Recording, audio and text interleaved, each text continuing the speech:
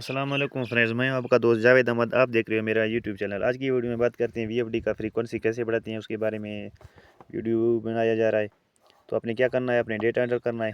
इधर जो भी ग्रुप हो अपने P0 तलाश करना है, डेटा एंटर करेंगे P0 टारगेट 00 आ गया, अपने P003 में जाना है। ये डेटा एंटर करें। इधर पहले 50 के ऊपर इसका सेटिंग है, इसको करेंगे 60। ये आप देख सकते हैं, डेटा एंटर करें। P004 में डेटा एंटर करें, इस 5 को भी करें 60। डेटा एंटर करें। P005 को छोड़ दें, 6 में जाएं, डेटा एंटर करें। इस 5 को भी आपने 6 करना है, डेटा एंटर आखिर में लाजमी। वापस चलते हैं, प्रोग्राम का बटन दबाएंगे दोबारा।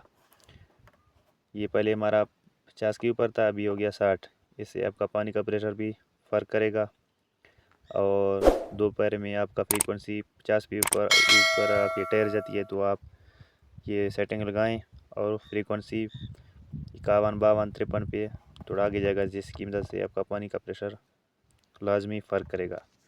ये हो गया था हमारा आज का वीडियो। सब दोस्तों को पसंद होगी इंशाल्लाह। पसंद होने की सूरत में हमारा रिक्वेस्ट है, चैनल को सब्सक्राइब करते जाएं, वीडियो को लाइक करते जाएं। मिलते हैं ऐसे नेक्स्ट वीडियो में। शुक्रिया।